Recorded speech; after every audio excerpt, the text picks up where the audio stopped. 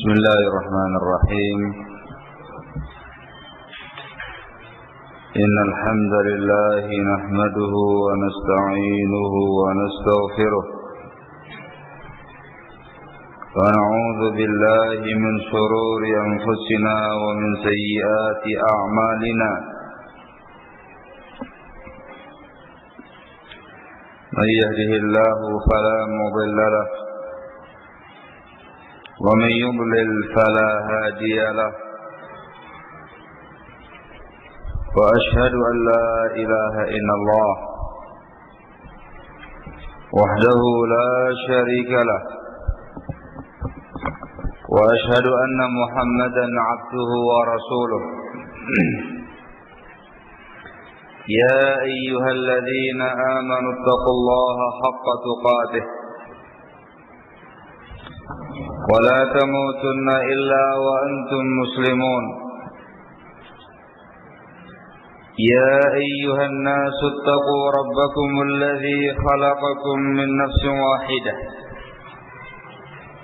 وخلق منها زوجها وبث منهما رجالا كثيرا ونساء، واتقوا الله الذي تساءلون به والأرحام إن الله كان عليكم رقيبا. يا أيها الذين آمنوا اتقوا الله وقولوا قولا سديدا يصلح لكم أعمالكم ويغفر لكم ذنوبكم، ومن يطع الله ورسوله فقد فاز فوزا عظيما. أما بعد، فإن أصدق الحديث كتاب الله، وخير الهدي هدي محمد صلى الله عليه وعلى آله وسلم، وشر الأمور محدثاتها، فإن كل محدثة بدعة وكل بدعة ضلالة وكل ضلالة في النار. أيها الناس، qanafitina azzakumullah. Alhamdulillah, pada kesempatan pagi hari ini Allah Subhanahu wa ta'ala memberi kemudahan kepada kita untuk kembali bermajlis di masjid ini, di majelis ini, untuk melanjutkan kajian Ahad yang ketiga yang membahas Kitabul Arba'in fi Mazhab Salaf, kumpulan 40 hadis yang berbicara tentang mazhab salaf. Kita masih pada beberapa bab yang disebutkan oleh muallif hafizahullah berkaitan tentang prinsip Ahlus Sunnati wal Jamaah terhadap penguasanya. Cukup banyak bab yang beliau sebutkan, juga hadis-hadis yang beliau bawakan, sampai pada bab yang ke-22 dan yang ke-23. Dua bab ini qanafitina azzakumullah menerangkan kepada kita tentang pandangan Islam terkait dengan legalisasi penguasa. Ada beberapa amalan agama yang juga merupakan amal yang sangat besar dalam Islam yang dinyatakan syar'i apabila sudah ada legalisasi dari pihak penguasa. Yang dibawakan di sini oleh beliau adalah jihad fi sabilillah, kemudian berfatwa, mengajarkan ilmu, ceramah-ceramah agama, dan yang semisalnya.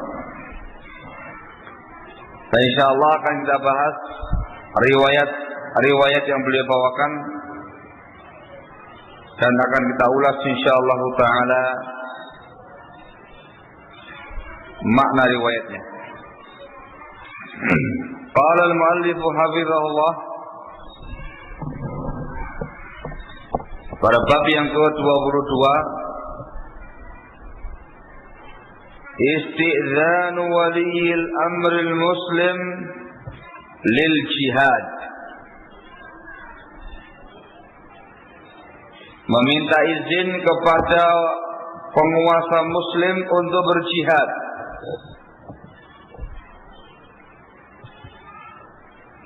Wa isti'dzanul walidaini lis-safar as-salih ma lam yata'ayyan, dan meminta izin kepada kedua orang tua untuk safar yang baik selama bukan fardu ain. Ini dua masalah yang beliau angkat. Masalah yang pertama ialah meminta izin kepada penguasa untuk amalan jihad. Masalah yang kedua ialah meminta izin kepada kedua orang tua untuk safar yang saleh selama bukan fardu ain.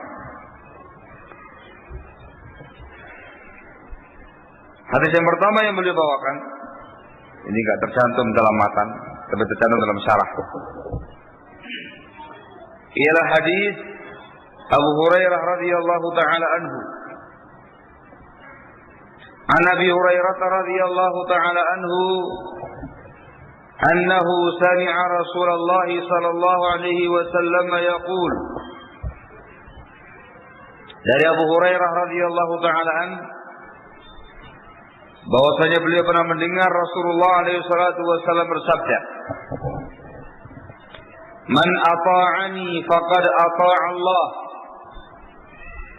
wa man 'asani faqad 'asa Allah." Barang siapa yang mentaati aku, maka sungguh dia telah taat kepada Allah. Dan barang siapa yang durhaka kepada aku, maka sungguh dia telah durhaka kepada Allah.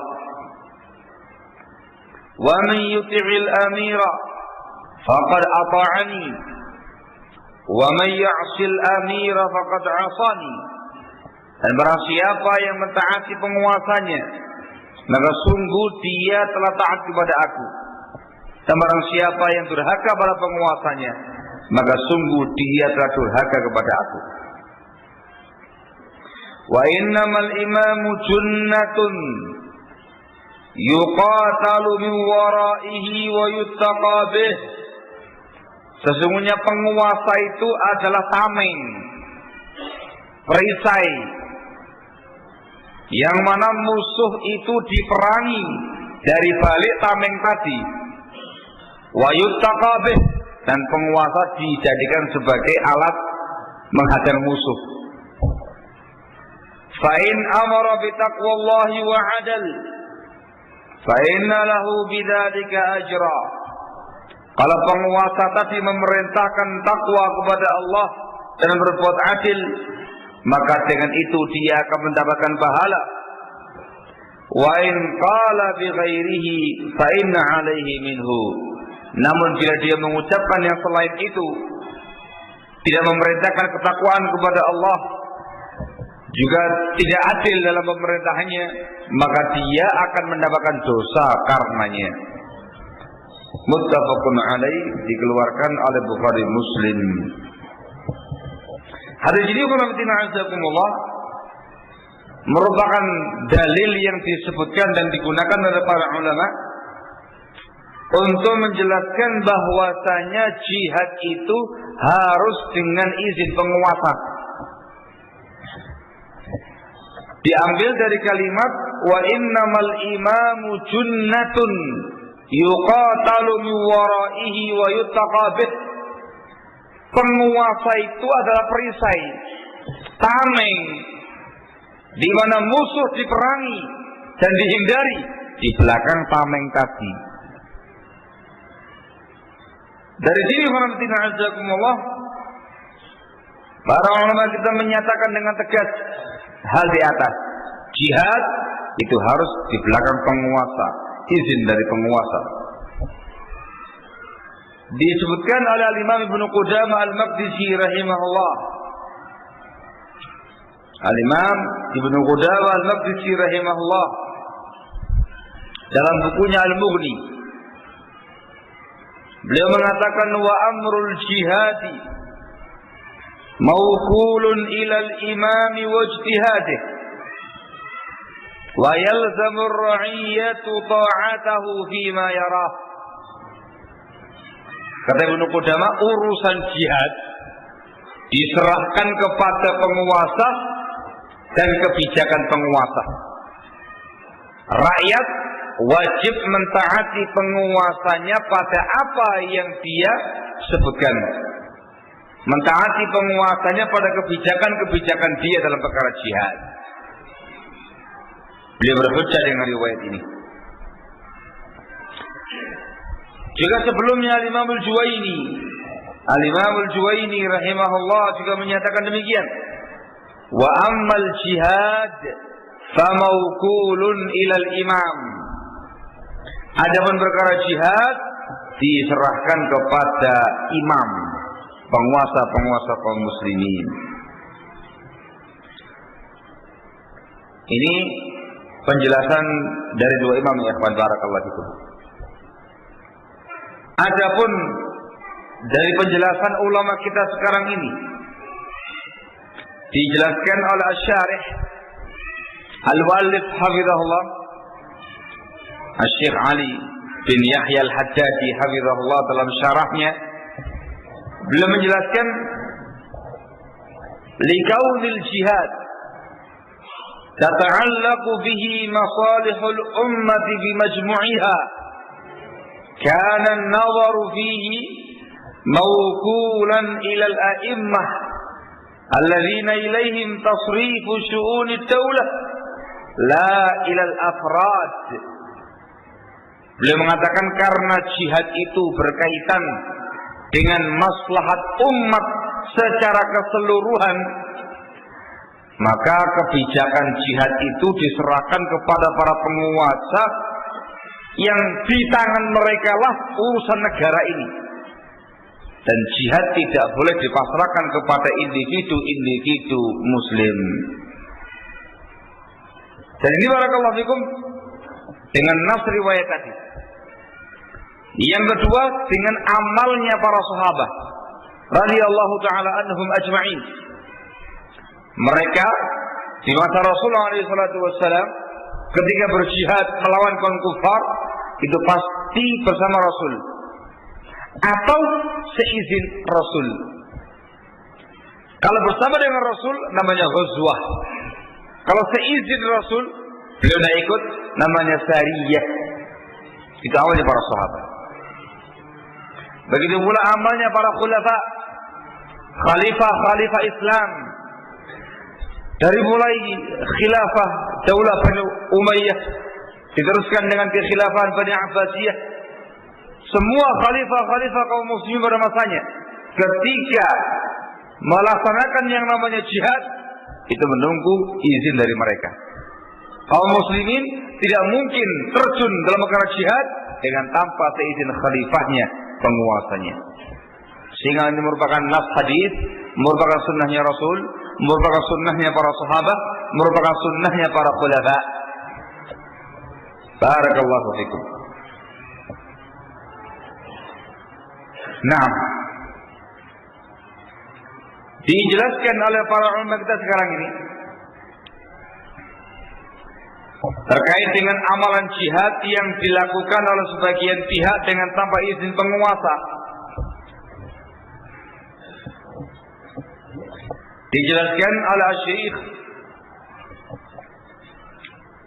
Saleh bin Fauzan Al-Fauzan hafizahullah.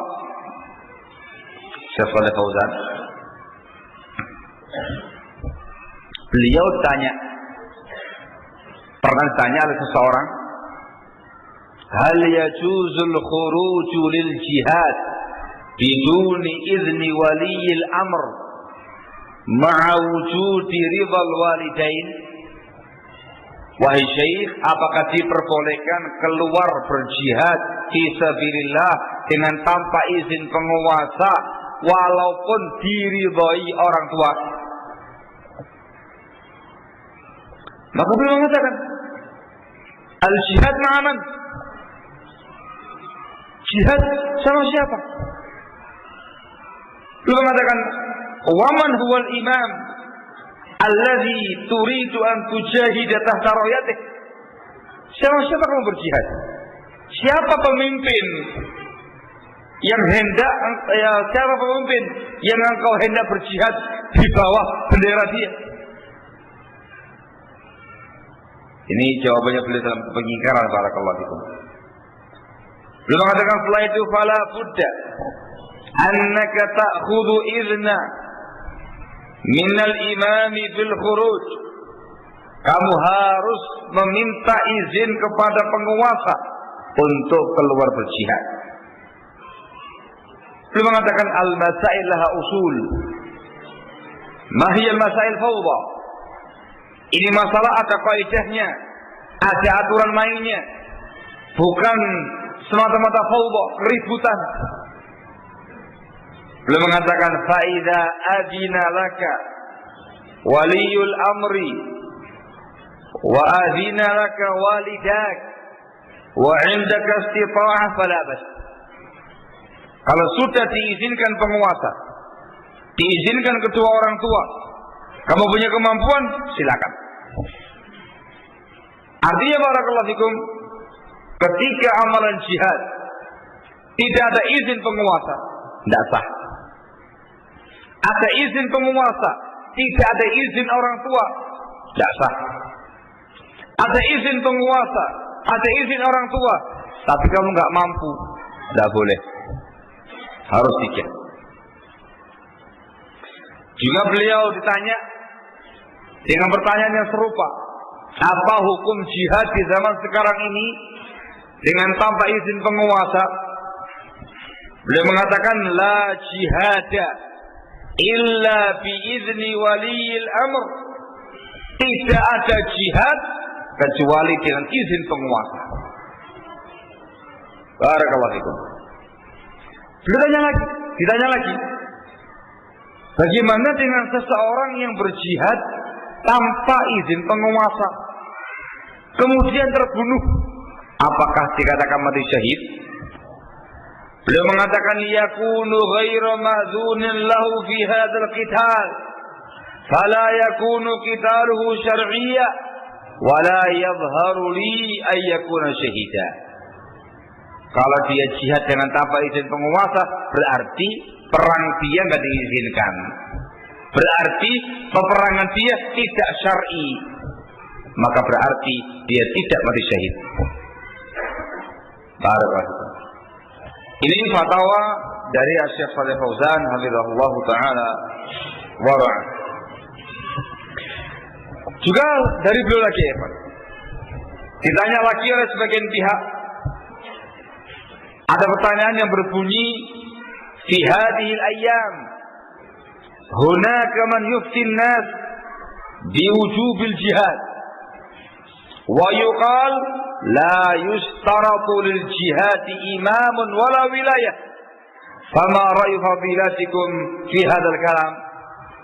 Ada yang tanya, wahai Syekh, pada hari-hari ini, di masa-masa sekarang ini, ada pihak yang berfatwa yang menjelaskan wajibnya jihad.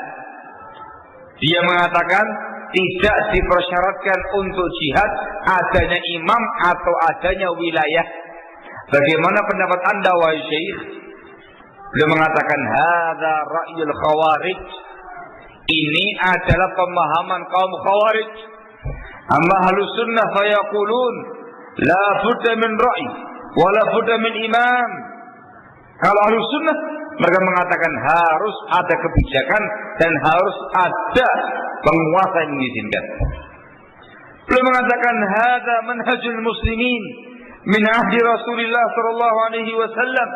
Ini manhajnya kaum muslimin dari semenjak zamannya Rasulullah alaihi wasallam. Jihad dengan penguasa. Ada kebijakan penguasa, ada izin penguasa. Beliau mengatakan falladzi yufti bi annahu la imam wa la rayah wa kullu yatba'u hawah hadza ra'yul khawarij. Sementara pihak yang berfatwa silakan jihad, tidak perlu ada imam, wala ada bendera perang dengan imam. Ini adalah pendapatnya kaum khawarij. Intaha. Selesai dari fatwanya Syekh Shalih Fauzan hafizahullah taala wa ra'ah. Begitu pula barakallahu fikum fatwa dari Syekh Al-Allamah Muhammad ibn Shalih Al-Utsaimin rahimahullah. Beliau sebutkan dalam kitabnya Syarhul Mumti' juga sama. Begitu pula fatwa dari Syekh Al-Allamah Rabi' bin Hadi Al-Madkhali hafizahullah taala wa ra'ah juga demikian. Dan ini merupakan fatwa para ulama dari mulai zaman dahulu sampai sekarang, bahkan dinukil kesepakatan seluruh ulama jihad itu harus dengan izin penguasa. Al-Imam Al-Qurafi rahimahullah menukil ijma', menukil kesepakatan para ulama bahwasanya amrul jihad ila waliyil amr. Urusan jihad diserahkan kepada para penguasa muslimin. Barakallahu fikum. Nah, ini kesepakatan para ulama. Bahkan masalah ini berjihad dengan izin penguasa itu sudah dimasukkan oleh para ulama di dalam satu bagian akidah Islam yang harus diyakini. Artinya barang siapa yang menyelisihinya maka dinyatakan menyimpang. Al-Imam At-Tahawi rahimahullah dalam akidahnya menyatakan wal hajju wal jihadu madiyani ma'ulil amri minal muslimin barrihim wa fajirihim ila qiyamis sa'ah la yubtiluha syai' wa la yanqubuhuma. Ini dimasukkan dalam akidah Tahawiyah, kitab yang mengumpulkan akidah Islam. Barang siapa yang meyakininya dikatakan sebagai sunni, termasuk ahlus sunnah. Barang siapa yang menyelisihinya maka dikatakan orang yang menyimpang. Di antara akidah yang disebutkan adalah kata Tahawi rahimahullah, haji dan jihad itu terus berlangsung sampai hari kiamat bersama dengan penguasa muslimin, baik penguasa yang saleh atau penguasa yang fajir, tidak dibatalkan oleh apapun dan tidak dihentikan oleh apapun. Ini prinsip. Maka ikhwanafiddin, barang siapa yang melakukan amalan jihad dengan tanpa izin penguasa yang sah di daerahnya, di wilayahnya, di negaranya, maka dia telah menyimpang dari akidah Islam. Dan yang melakukan hal tersebut ialah kaum khawarij, sebagaimana yang dinaskan tadi oleh Syekh Shalih Fauzan hafizahullah taala wa ra'ah. Kaum khawarij sebagaimana yang kita saksikan sekarang ini, bendera-bendera yang diangkat, yang dikibarkan untuk berjihad fi sabilillah di zaman sekarang ini, itu semuanya masuk di dalam lingkaran jihad yang tidak syar'i. Di antara alasannya adalah tidak ada izin penguasa. Ya Pak ya, tidak ada izin penguasa. Penguasa kita, terutama di negara kita ini, tidak mengizinkan yang namanya bendera jihad. Maka semua bendera yang dikibarkan dalam rangka untuk berjihad fisabilillah dengan tanpa izin mereka, maka dikatakan jihad yang tidak syar'i dan merupakan jihadnya kaum khawarij. Barakallahu fikum. Orang yang terbunuh dikatakan tidak mati syahid. Tidak mati syahid. Wallahul musta'an. Ini perkara yang sangat jelas dan gamblang. Barakallahu fikum. Naam.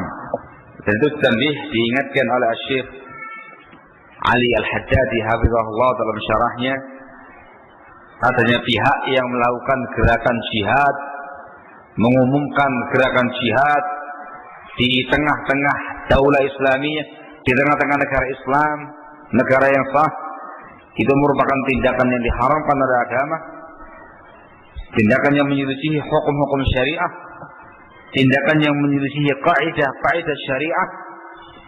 Dan barang siapa yang mencermati gerakan-gerakan mereka ini, hampir dipastikan tidak ada kemaslahatan yang dicapai, justru menambah kehinaan kaum muslimin, kerendahan kaum muslimin, menambah berkobarnya api fitnah di kalangan kaum muslimin. Wallahul musta'an. Maka itu semua tidak dikatakan sebagai jihad yang syar'i. Barakallahu fikum.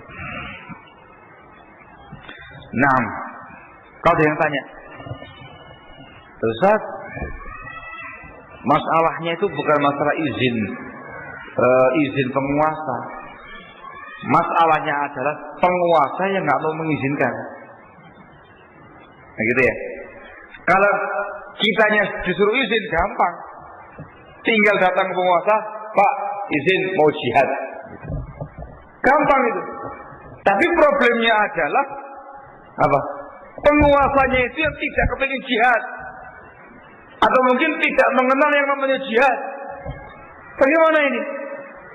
Ini pertanyaan subhanallah ditujukan oleh sebagian pihak dan dijawab oleh Syekh Muhammad ibnu Abdullah al-Imam, Syekhul Imam hafizahullah taala wa ra'ah, jadi Ma'bar, dalam kitab beliau Tamamul Minnah fi Fiqhi Qitalil Fitnah. Saya bacakan nasnya.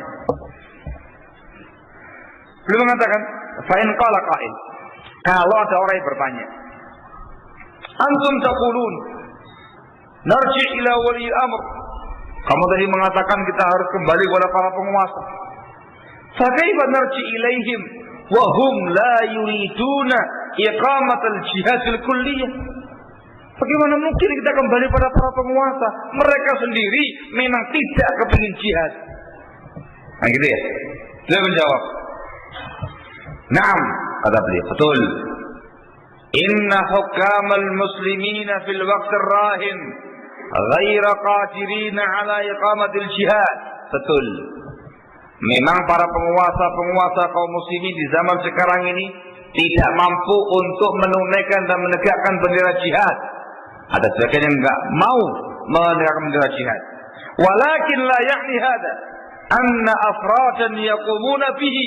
Namun bukan berarti diperbolehkan bagi individu-individu muslimin untuk menegakkan dan mengibarkan jihad.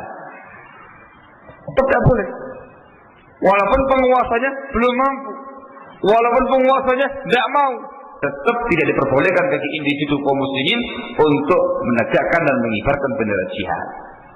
Dia mengatakan, "Fala alaina as-sabr wal qiyam bil ilm wat ta'lim hatta yuqayyid Allah man yaqumu bihi." Kewajiban kita sabar. Sabar.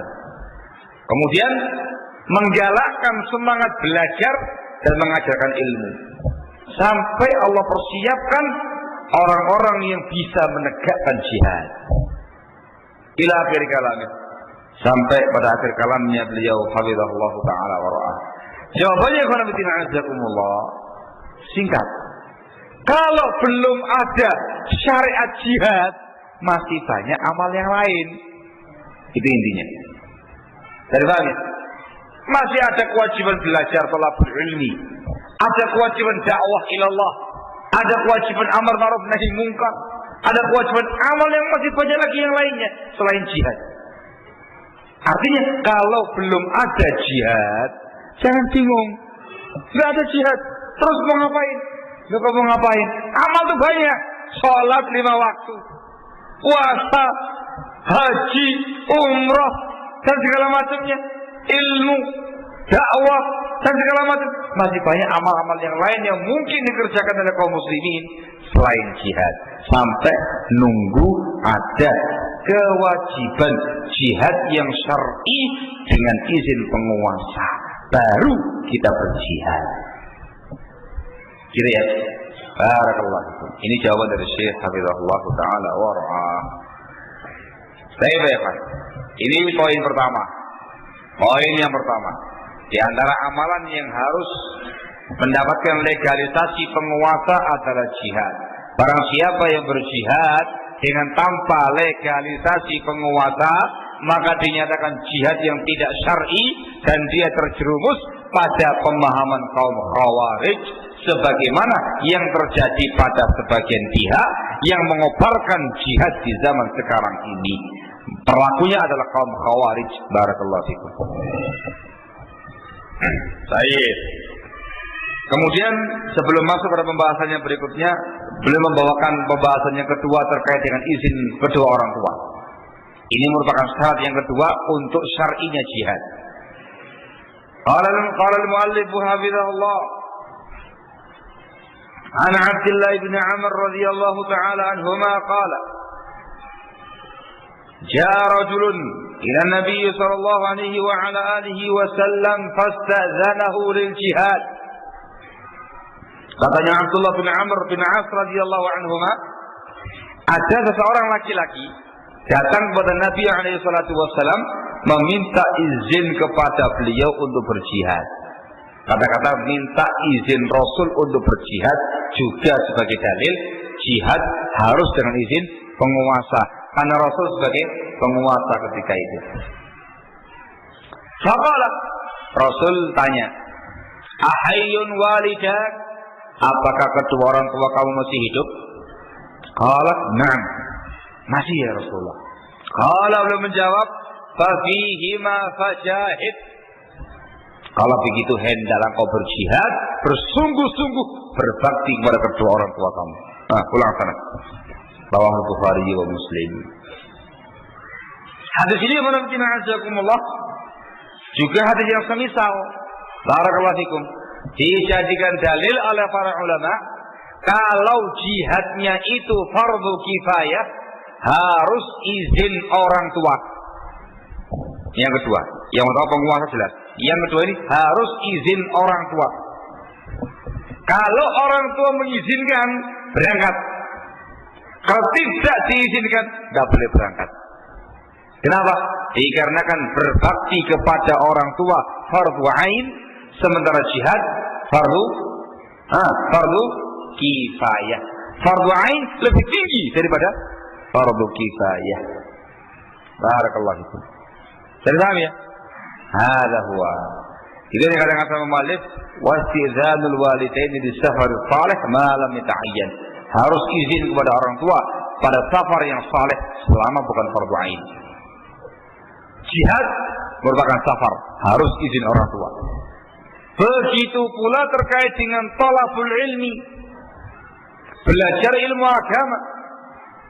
Itu kan safar ya, yang saleh, izin orang tua. Kalau orang tua mengizinkan, berangkat. Kalau tidak, di rumah. Wajar.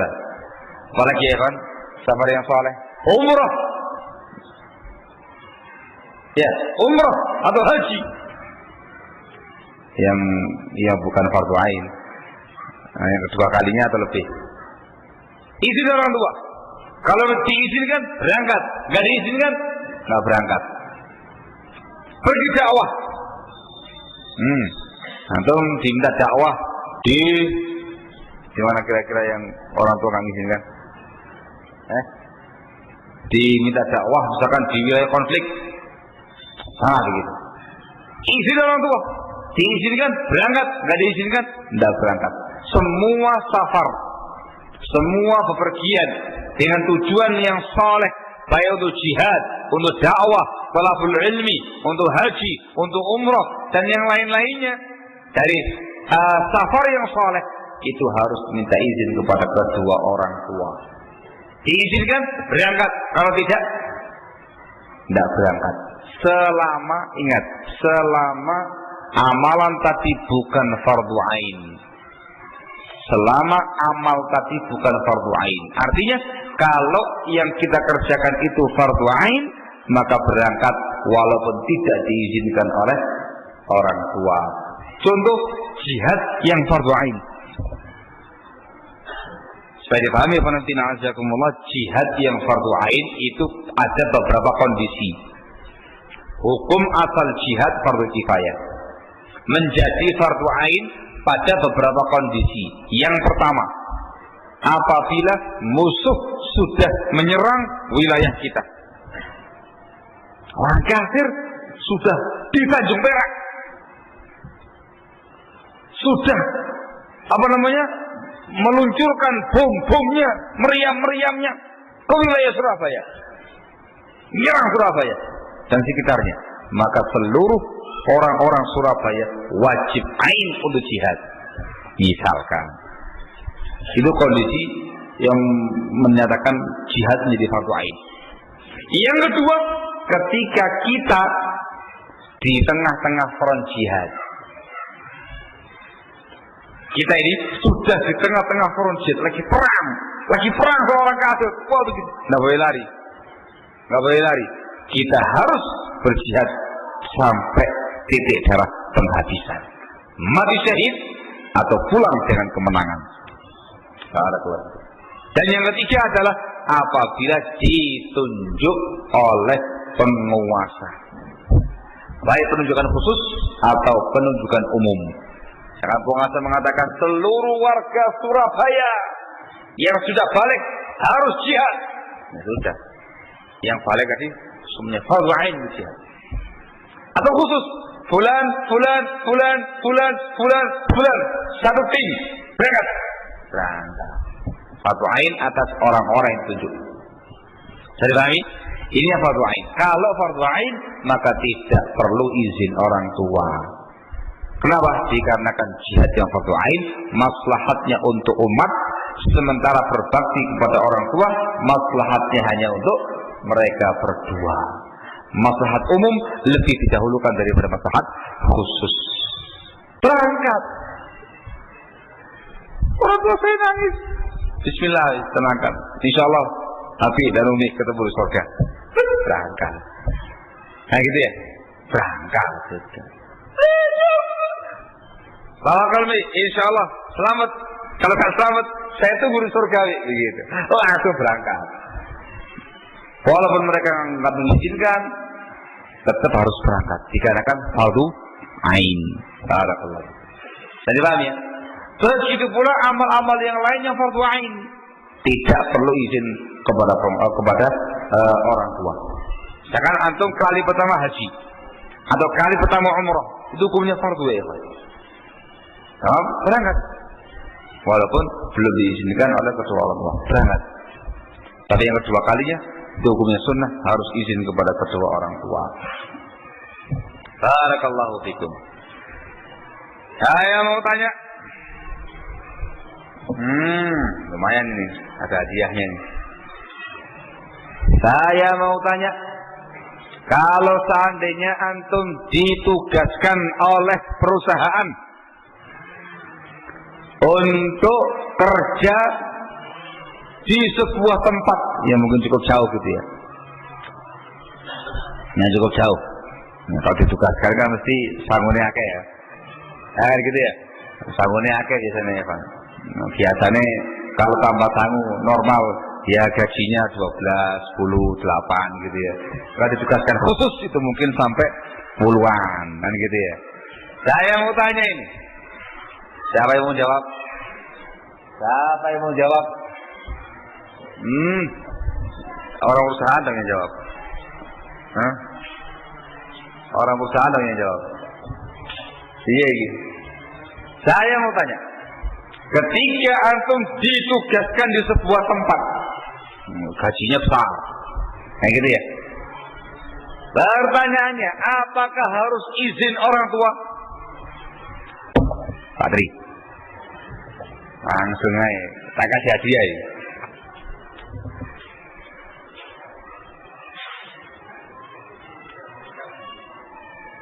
Jangan nikah, antum laki-laki, perempuan tidak boleh kerja di luar, di rumah.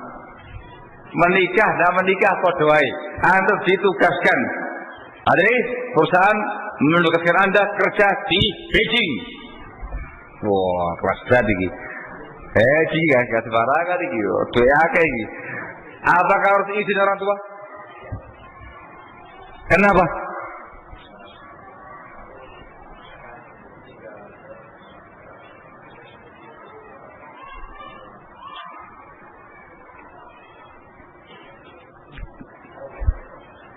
Ya bukan semata-mata jauh. Kenapanya itu secara hukum syar'inya.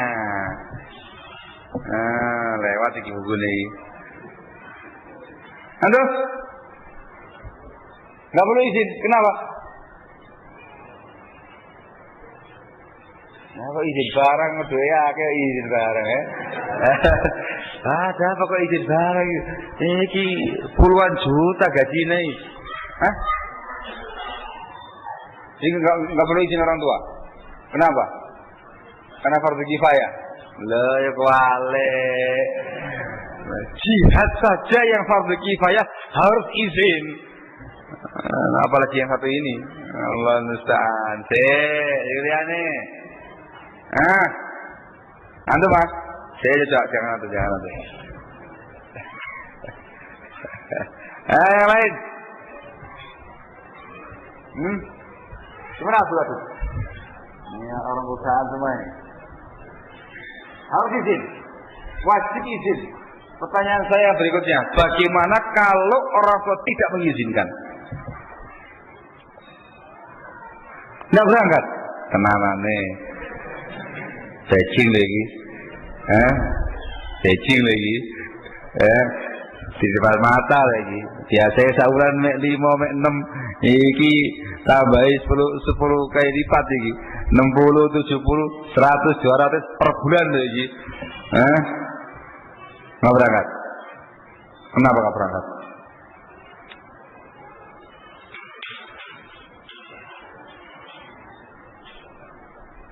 Karena pergi ke Beijing untuk itu mubah saja, bukan kerja saja. Sementara ketaatan betul-betul punya wajib. Lepas Beijing, cukup di Surabaya saja. 2,5 cukup. Yakin ya? Dari hati yang paling dalam ini. Oh, itu kenyataannya apa ya Pak itu? Nah, apa? Silakan.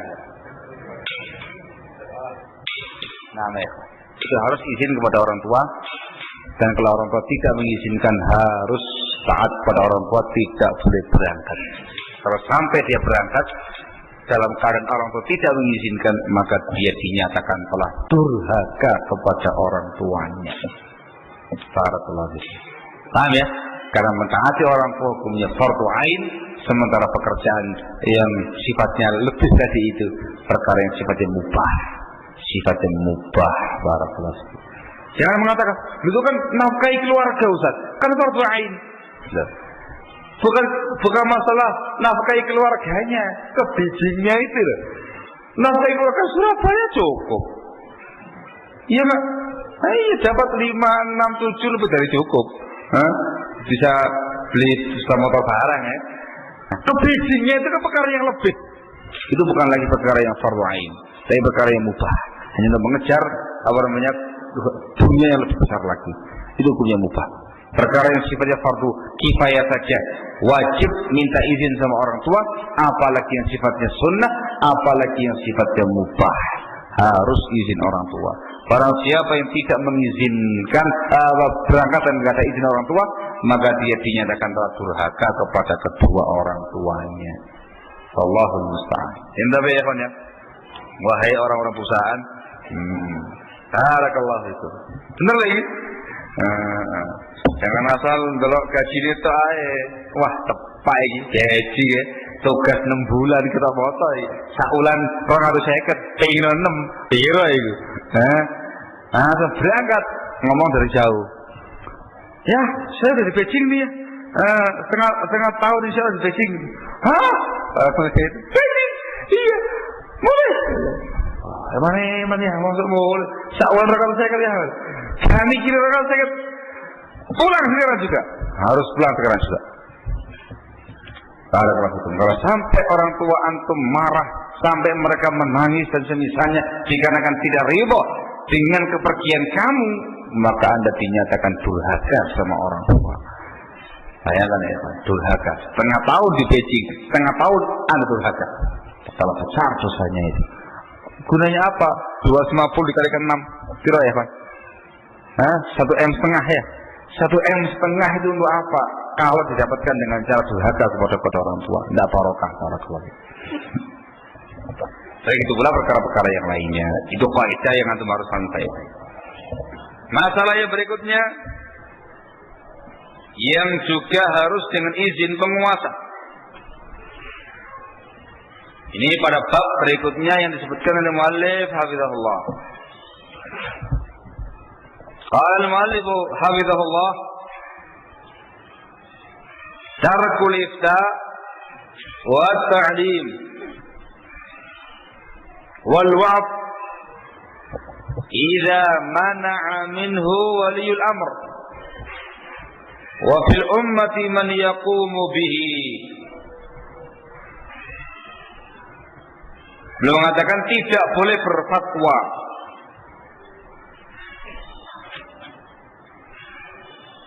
tidak boleh berfatwa, tidak boleh mengajarkan ilmu,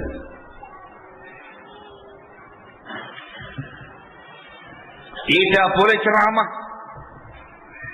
apabila dilarang oleh penguasa. Dan di tengah-tengah umat ini ada pihak yang sudah melaksanakannya. Ini perkara berikutnya. Jadi urusan dakwah, urusan fatwa, urusan ceramah-ceramah dan segala macamnya itu merupakan urusannya para penguasa. Dan semua ulama, semua masyayikh, semua da'i, semua ustaz, semua muballigh, semua kiai dan segala macamnya itu harus mengikuti aturan penguasa dalam bab ini. Kalau mereka mengizinkan, tampil. Kalau dilarang, tidak boleh tampil. Selama di sana masih ada orang lain yang melaksanakan hal tersebut. Barakallahu fikum. Ini satu hal yang yang jarang kita cermati, yang jarang kita pikirkan. Dan subhanallah termasuk dalam bab ini, termasuk amal yang membutuhkan legalisasi penguasa adalah bab fatwa, bab dakwah, bab ta'lim, bab ceramah. Kita baca riwayatnya. An Auf bin Malik radhiyallahu ta'ala anhu. عن النبي صلى الله عليه وعلى آله وسلم قال.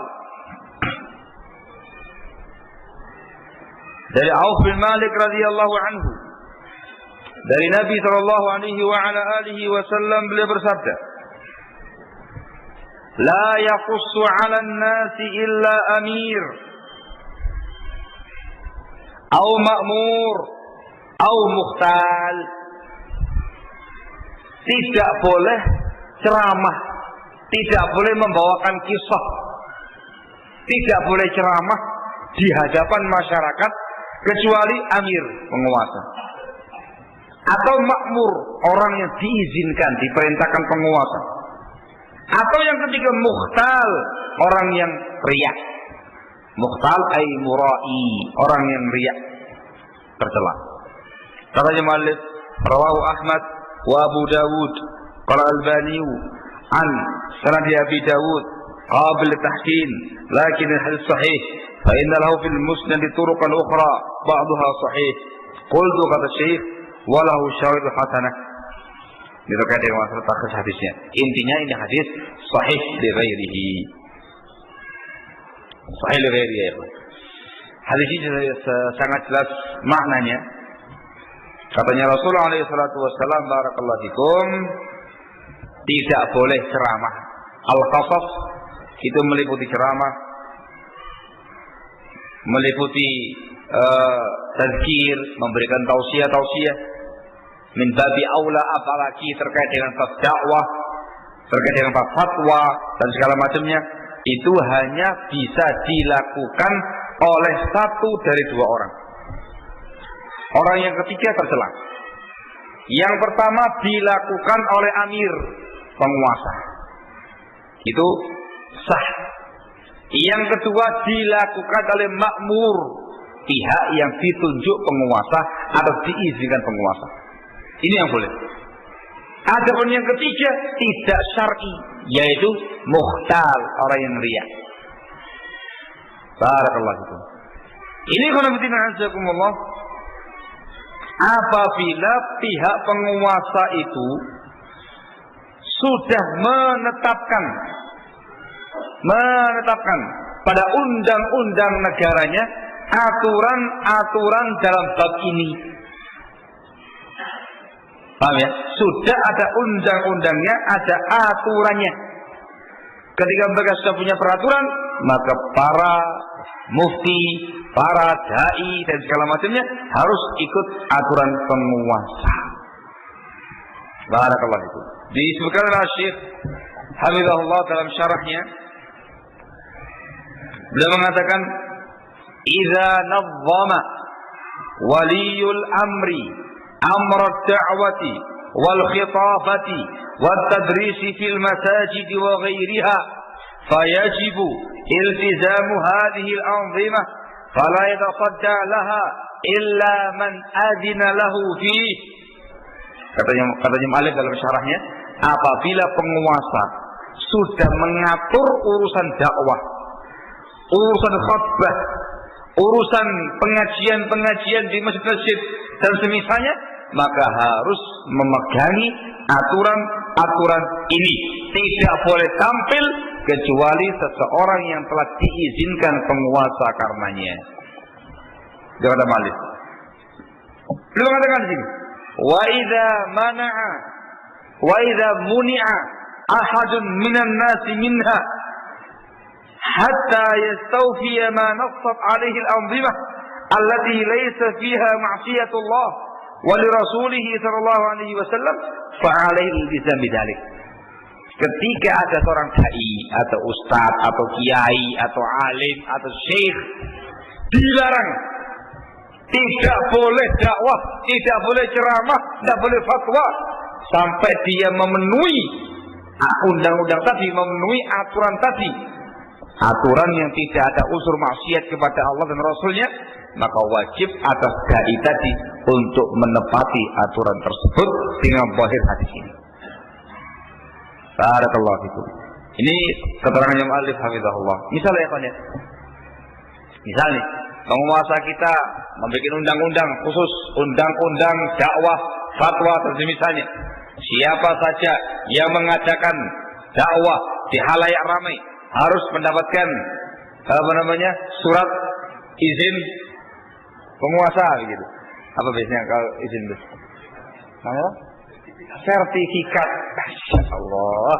Harus mendapatkan sertifikat dakwah resmi dari MUI gitu. Atau dari Jepang. Ya khalas, selama tidak ada hal-hal yang mengandung unsur maksiat kepada Allah dan Rasulnya, dipenuhi. Kalau kembali jadi dai, ya sudah, daftar ke MUI, ke Jepang, datang ke sana. Apa persyaratannya, Pak? Ada KTP, ada ini, ada kelakuan bersih dari pihak kepolisian, gitu. Sudah, penuhi semuanya, laporkan pada pihak MUI, pihak Jepang, ini Pak, sudah dibikinkan, jebret, dapat sertifikat dakwah. Alah, barakallahu fikum. Itu harus selama tidak ada unsur kemaksiatan kepada Allah dan Rasulnya alaihi salatu wassalam. Jadi paham ya?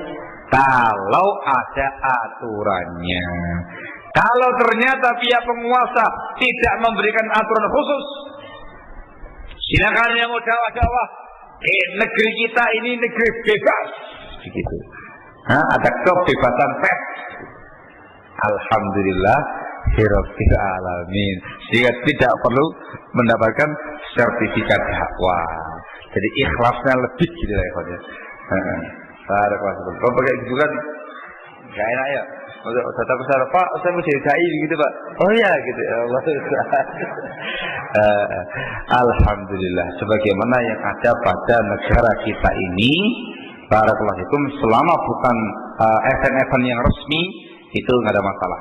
Dakwah yang penting tidak meresahkan masyarakat. Barakallahu fikum. Sehingga nggak ada masalah dakwah dikarenakan izin umum dari pihak penguasa. Biasanya kalau sudah event yang resmi, misalkan pidato di salah negara atau segala macamnya, dengan orang-orang, kan gitu ya, tunjuk, yang ceramah dai fulan, jangan nyerobot, jangan ngomong sopo itu fulan, wah itu dai ini nggak benar itu, saya tak salah, gitu. Langsung bahkan nyerobot cara gitu, alhamdulillah gitu, Allah musta'an, ada mukhtal, orang yang murai, orang yang riak, dosa dia. Karena dari istilah pihak penguasa. Allahul musta'an. Ini benar-benar merupakan prinsipnya para sahabat. Dipraktekkan langsung oleh para sahabat radhiyallahu taala anhum ajma'in. Tidak menyampaikan apapun dari ilmu agama ini kalau tidak diizinkan penguasa. Hadis kedua yang kita baca sekarang sebagai contoh langsung dari kalangan para sahabat. Qala al-mu'allif rahimahullah wa an Abdurrahman bin Abza radhiyallahu taala anhu qala, dari Abdurrahman bin Abza radhiyallahu anhu dia berkata, kuntu 'inda Umar faja'ahu rajul. Suatu kali saya ada di sisi sahabat Umar. Tiba-tiba datang kepada beliau seorang laki-laki. Faqala, dia bertanya, inna nakunu bil makan syahr-syahrain. Wahai Amirul Mukminin, kami biasa tinggal di sebuah tempat sebulan, 2 bulan. yakni tidak punya air. Bagaimana ini wahai Amirul Mukminin? Tayamum atau tidak? Faqala Umar, maka Umar mengatakan, amma ana falam akun usalli hatta ajidal ma. Kalau saya pribadi berpendapat saya tidak akan sholat sampai ketemu air. Jadi jawabannya siapa Umar? Pertanyaannya bagaimana wahai Umar, wahai penguasa, kalau kami tinggal di sebuah tempat sebulan, 2 bulan tidak ada air, bagaimana? Tayamum atau tidak? Kata Umar, kalau saya tidak sholat sampai ketemu air. Faqala Ammar, maka berkata Ammar bin Yasir, ya Amiral Mu'minin, ama tadhkur idh kuntu ana wa anta fil ibil fa asabatna janabah. Wahai Amirul Mukminin, apa kamu lupa? Apa kamu tidak ingat? Bukankah dulu pernah saya dan Anda naik onta berboncengan, lalu kita ketika itu junub, mimpi basah. Fa'amma ana fatama'atu. Kalau saya ketika itu saya berguling-guling di pasir, namanya tayamumnya tuh sambil guling-guling supaya rata semua gitu ya. Saya berguling-guling di tanah. Fa'ataitu Nabi sallallahu alaihi wasallam fadzakara dzalika lahu. Lalu kita datang kepada Nabi dan kita sebutkan ini kasus pada beliau. Ketika itu Umar tidak sholat. Kalau Ammar guling-guling sholat. Sayangnya tayamum ini, gantinya mandi. Haqala, Rasul mengatakan, innama kana yakfi an taqula hakada. Wahai Ammar, sesungguhnya cukup bagi engkau untuk berbuat demikian. Wa daraba bi yadihi ila ardi. Beliau memukulkan kedua telapak tangannya ke muka bumi. Thumma nafakhahuma, kemudian ditiup. Thumma masaha bihima wajhahu wa yadayhi, kemudian diusap bagian wajah dan kedua telapak tangannya. Faqala Umar, maka berkata Umar, ya Ammar ittaqillah. Ini sahabat Ammar mengingatkan sahabat Umar peristiwa itu. Rasul mengatakan tayamum, cukup dengan tayamum selesai. Katanya Umar, ya Ammar ittaqillah. Hai Ammar ittaqillah, takutlah kamu kepada Allah. Faqala, ini syahidnya itu pernyataan Ammar sekarang ini. Katanya Ammar bin Yasir, ya Amiral Mu'minin, wallahi lam adhkurhu abada. Wahai penguasa, aku tidak akan lagi menyebutkan hadis itu selama-lamanya. Kenapa? Umar gak menghendaki, gak mengizinkan. Ya sudah, kalau begitu aku tidak akan menyebutkan selama-lamanya. Faqala Umar, maka Umar mengatakan, kalla, tidak boleh. Wallahi lanwalliyannaka min dzalika ma tawallaita. Demi Allah, kami akan palingkan kamu kemana engkau berpaling. Ya ini terserah kamu. Katanya Amr, aku nggak akan lagi menyebutkan riwayat ini kalau kamu nggak mengizinkan. Oh jangan, silakan, kamu sampaikan saja. Rawahu Muslim wa Abu Dawud wa lafzulah. Wa lafzu Muslim disebutkan dalam lafaznya Muslim. Qala Ammar, berkata Ammar, ya Amirul Mukminin, in syi'ta lima ja'alallahu alayya min haqqin la uhadditsu bihi ahadan. Wahai penguasaku, wahai Amirul Mukminin, kalau kamu menghendaki, dikarenakan Allah jadikan engkau punya hak yang harus saya tunaikan, hak penguasa. Kalau kamu menghendaki, aku tidak akan menyampaikan hadis ini kepada siapapun. Katanya Ammar. Katanya Umar, jangan sampaikan kepada orang yang kamu paham. Syahidnya ialah tindakan Ammar bin Yasirin. Ketika mengetahui sahabat Umar tidak mengizinkan, langsung mengatakan, aku tidak akan menyampaikan sedikit pun. Kenapa tidak ada izin? Dia penguasa. Ini satu hadis. Apalagi satu kali ceramah. Apalagi masalah fatwa. Maka min babi aula, lebih-lebih lagi barakallahu fikum, harus izin penguasa. Walaupun yang kamu sampaikan hak, perkara yang benar. Kalau nggak diizinkan maka nggak boleh. Dari kami ya, nggak boleh. Harus izin penguasa barakallahu fikum. Sekali lagi ini apabila dari pihak penguasa sudah menentukan yang semacam ini, barakallahu fiik. Naam, ada pertanyaan ditujukan kepada Syekh Muhammad bin Shalih Al-Utsaimin rahimahullah.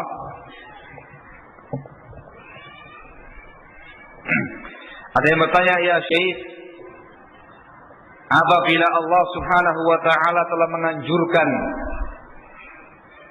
dari urusan agama ini dengan anjuran umum seperti dakwah misalkan, tapi kemudian dari pihak penguasa mencegah, melarang kita untuk berdakwah, apakah kita memenuhi dan mentaati penguasa? Padahal Rasul mengatakan innamat ta'atu bil ma'ruf, ketaatan hanya dalam perkara kebaikan saja. Jawabannya beliau, saya paham ya, Allah menganjurkan kita untuk melaksanakan amal kebaikan secara umum, semacam dakwah. Dakwah dianjurkan ya, tapi ternyata penguasa melarang. Apakah kita harus mentaati penguasa, tidak berdakwah?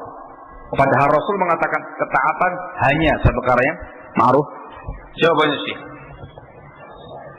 beliau mengatakan idza qala waliyul amri li syakhsin mathala la tad'u ila Allah fa in kana la yaqumu ahadun siwa fi hadhihi al-muhimmah fa innahu la yuta' waliyul amri fi dhalik li'annaha takunu fardhu 'ain 'ala hadha asy-syakhs. Beliau mengatakan kalau seandainya pihak penguasa berkata kepada seorang dai, kamu jangan dakwah.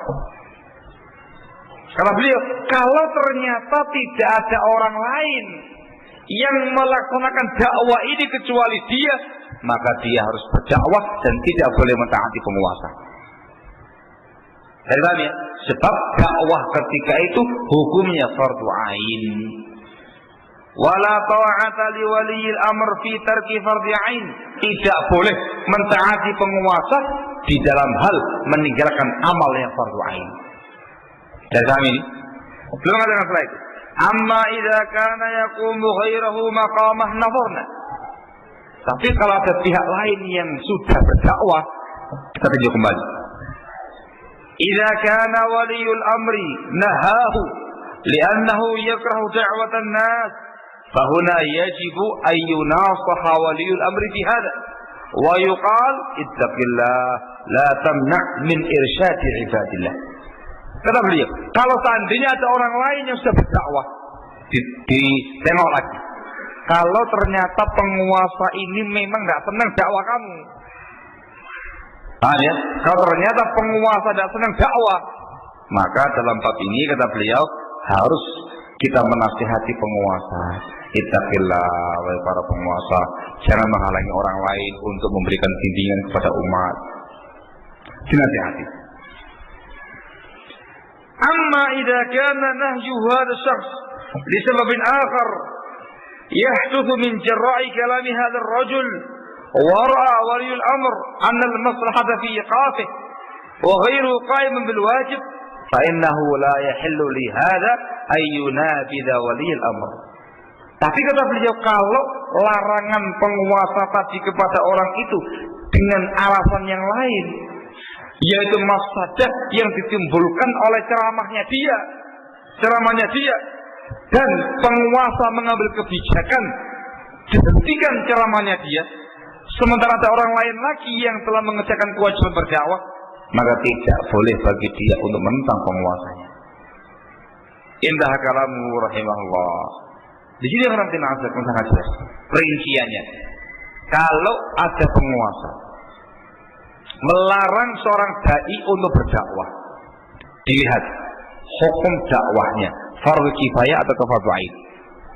Kalau dakwahnya fardu ain, tidak ada orang lain yang berdakwah kecuali dia, maka tidak bisa mentaati penguasa. Lanjut dakwahnya. Tetapi kalau dakwahnya fardu kifayah, maka ditinjau alasan penguasa. Kalau alasan pelarangannya itu karena penguasa tidak suka dengan dakwah, maka dinasihati. Kalau ternyata sebab pelarangannya itu karena mafsadah ceramah kamu, dampak negatif ceramahnya kamu, maka harus mentaati penguasa. Tidak berceramah, tidak berdakwah karena tuntutan penguasa dan dikarenakan mafsadah besar yang ditimbulkan karena ceramah kamu tadi. Intah. Paham ya? Ini terkait dalam masalah fatwa, terkait dengan masalah berdakwah dan yang misalnya. Barakallahu fikum. Hada wadih. Dengan rincian demikian maka jelas dan jadi paham dengan baik insyaallah taala. Ini khairunajakumullah, dua permasalahan yang harus ada legalisasi pihak penguasa. Jihad yang kedua terkait dengan fatwa, dakwah, ceramah dan segala macam. Sebagai tambahan untuk melengkapi pembahasan barakallahu fikum, ada lagi beberapa perkara lagi yang lain yang juga harus dengan legalisasi penguasa. Yang ketiga ialah amalan haji. Haji itu harus dengan penguasa. Itu dimasukkan tadi oleh Imam Tahawi rahimahullah dalam akidahnya, al-hajj wal jihad. Haji dan jihad itu bersama dengan pihak penguasa. Haji.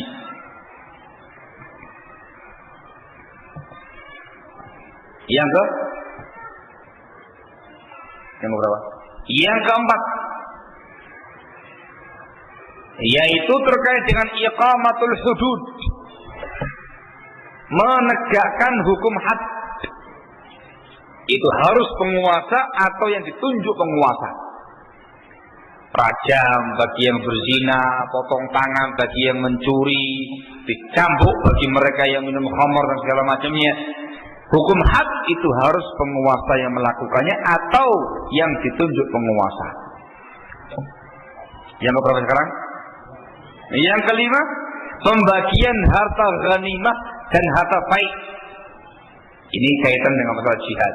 Ghanimah harta rampasan perang, faid rampasan perang yang didapatkan tanpa jihad, tanpa perang. Jadi musuhnya sudah lari duluan, takut sama muslimin, harta ditinggal, itu faid. Ini disebutkan oleh Al-Imam Al-Hasan Al-Basri rahimahullah.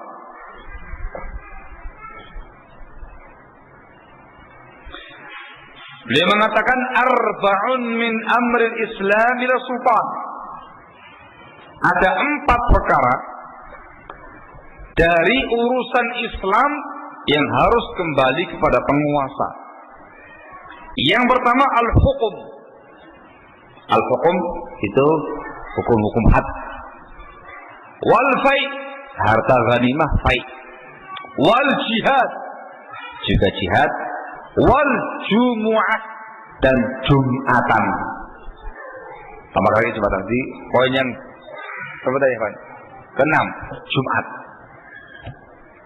Dari nas pernyataan Al-Imam Al-Hasan Al-Basri rahimahullah. Barakallahu fikum. Naam.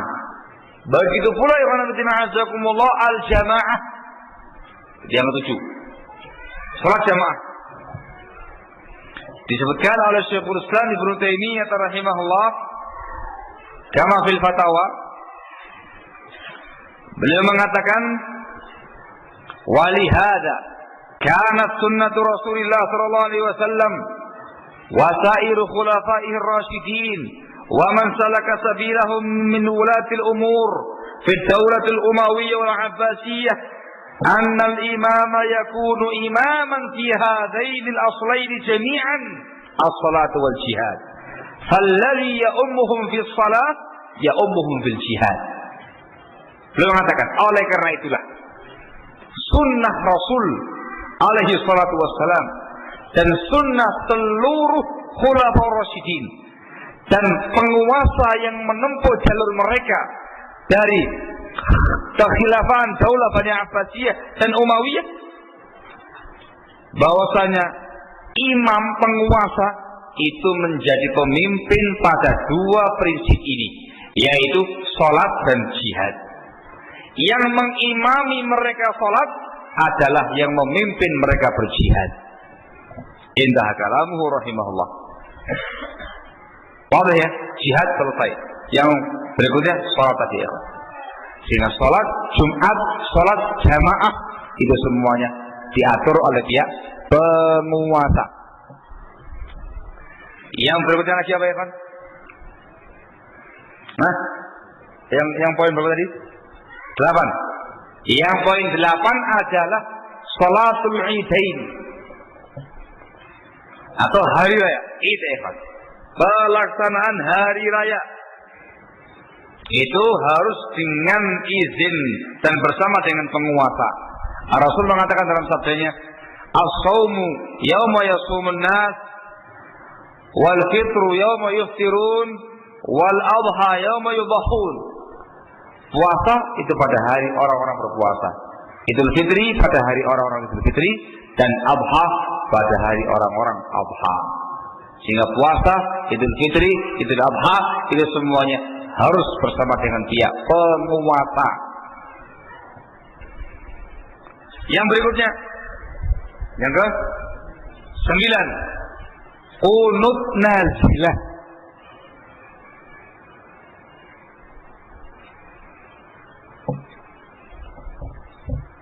Qunut nazilah ya Pak. Qunut nazilah itu adalah qunut yang dilakukan apabila terjadi suatu peristiwa besar yang menimpa kaum muslimin, pembantaian umat Islam atau teror, serangan musuh-musuh agama, kondisi yang sangat genting, yang sangat mencekam. Baik, qunut nazilah. Qunut nazilah itu tidak pada subuh saja, tapi pada waktu-waktu salat yang lain, subuh, maghrib, isya, itu diadakan qunut nazilah. Qunut nazilah juga demikian, harus dengan SK penguasa. Disebutkan oleh Syekh Al-Allamah Muhammad ibn Shalih Al-Utsaimin rahimahullah. Dia mengatakan alladzi ara al-qunut 'inda an-nawazil yatawaqqafu 'ala wali al-amr kama huwa al-masyhur fi madhhab al-Imam Ahmad. Pendapat yang saya pilih, qunut nazilah itu tergantung penguasa, sebagaimana ini masyhur dari madhabnya Imam Ahmad. Wa kadzalika idza amara fil qunuti qanatna. Maka ketika penguasa memerintahkan kita kunut, kita kunut. Beliau mengatakan fal aula fi mithli hadza ayyan tadhira amra daulah fi bidzalik. Idza amara bihi waliyul amr qalatna wa illa fala.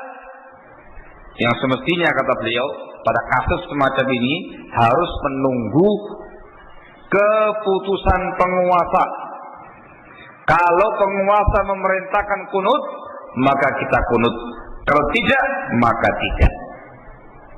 Ini disebutkan dalam kitab Liqa Al-Bab Al-Maftuh oleh Syekh Ibnu Utsaimin rahimahullah. Fatwa yang sama juga disampaikan oleh Syekh Shalih Fauzan hafizahullah. Beliau mengatakan, "Ammal qunutu fil fariidah, fa hadza la budda min ar-ruju' ila ahli al-'ilmi wa ahli al-fatwa, li'annahum humul ladzina yuqaddiruna an-nawazil allati yusra'u min ajliha al-qunut wan nawazil allati la yaqnutu fiha." Adapun qunut nazilah pada salat yang fardu ini harus kembali kepada para ulama, harus kembali kepada ahli fatwa. Mereka lah yang mampu mengira, mereka yang mampu mengukur mana kejadian yang harus kunut, mana kejadian yang tidak harus kunut. Dia mengatakan setelah itu, wa yakunu fi amri waliyil amri ba'da fatwal ulama, dan kunut nazilah itu harus dengan SK pemerintah setelah ada fatwa dari para ulama. Ini kalamnya beliau hafizahullah, sangat jelas, sangat gamblang. Sehingga ulama yang mempelajari, sudah waktunya kunut nazilah, langsung sampaikan kepada pihak penguasa. Pak Presiden, waktunya kunut, maka keluar SK dari pihak penguasa yang memerintahkan kaum muslimin untuk melaksanakan kunut nazilah. Barakallahu fikum. Hadza huwa perkara berikutnya, di mana suatu amal harus dengan penguasa atau harus ada legalisasi pemerintah, kunut nazilah. Maka tidak bisa ya karena main langsung aja main kunut. Ada peristiwa di rahimnya, kunut kabeh. Ada peristiwa di mana lagi? Di mana lagi? Kunut kabeh. Penguasanya belum ada SK, belum mengeluarkan SK. Namanya juz. Tidak boleh ya Tuhan barakallahu. Amal yang dikerjakan Rasul dan para sahabat itu juga demikian. Kunut nazilah di zamannya Rasul itu selalu bersama dengan siapa? Dengan Rasulullah SAW. Begitu pula para sahabat yang lainnya. Semua para khalifah-khalifah yang ada, ketika ada kejadian yang menegangkan, yang mencekam, yang kunut adalah pihak penguasa atau yang ditunjuk oleh pihak penguasa. Jangan ada sembarangan. Beneran ya. Tidak bisa kemudian diadakan kunut nazilah di Darul Arqam Wiyung. Gitu. Kenapa ini? Ada peristiwa Myanmar. Ono SK ya para, kalau nggak ada, tidak bisa. Itu bukan amal yang syar'i. Jika dikembalikan kepada pihak penguasa, laporkan penguasa. Ini selayak kunut, terkait kunut. Setelah fatwa ulama dan setelah SK dari pihak penguasa. Barakallahu fikum. Yang ke-10. Yang ke-10 ialah istisqa. Apa itu? Meminta hujan. Ini disebutkan oleh Syekh Saleh Al-Syekh. Syekh Saleh Al-Syekh hafizahullah. Dia mengatakan la istisqa'a talabul ghaib illa bi da'watil imam alladhi yad'u ila al-istisqa' huwa al-imam aw na'ibuh. Hadha zahir fi anna sahabata radhiyallahu anhum lam yastasqu fi ahdihi wala min ba'dihi illa bi talabi wali al-amr. Ma'ana al-mas'alah hiya talabu suqya, kata beliau. Tidak ada istisqa minta hujan kecuali dengan seruan, panggilan, undangan dari pihak penguasa. Yang mengajak muslimin untuk istisqa adalah pihak penguasa atau yang ditunjuk, atau yang beliau tunjuk. Ini perkara yang sangat jelas pada amalnya para sahabat. Mereka tidak pernah meminta meminta hujan di zamannya Rasul sallallahu alaihi wasallam, tidak pula setelah wafatnya Rasul sallallahu alaihi wasallam, melainkan dengan perintah dari pihak penguasa. Padahal masalahnya itu hanya minta air hujan. Barakallahu. Apalagi yang lebih besar daripada itu. Dia mengatakan hadza zahir ala dillah wa ahwal salaf wal a'immah. Sangat jelas dalilnya dan merupakan amalnya salaf dan amalnya para penguasa-penguasa yang ada. Istisqa itu juga harus dengan izin dari pihak penguasa. Paham ya? Ini saya bawakan dikarenakan sekarang ini sedang memasuki masa-masa kekeringan ini ya. Sehingga tidak bisa mengerjakan doa minta hujan atau sholat minta hujan kecuali dengan legalisasi dari pihak penguasa, izin dari pihak penguasa. Mereka lah yang memberikan izin bagi kita untuk istisqa, dan umumnya yang melakukannya adalah pihak penguasa. Barakallahu fikum. Ada wadah? Ada wadah. Yang ke-11. Lagi apa cukup 10 aja? Yang berikutnya ialah apabila sebuah komunitas atau sebuah lembaga membentuk sebuah lajnah atau sebuah yayasan, itu harus izin kepada pihak penguasa. Yayasannya harus di bawah naungan pemerintah. Itu disebutkan oleh Syekh Shalih Fauzan.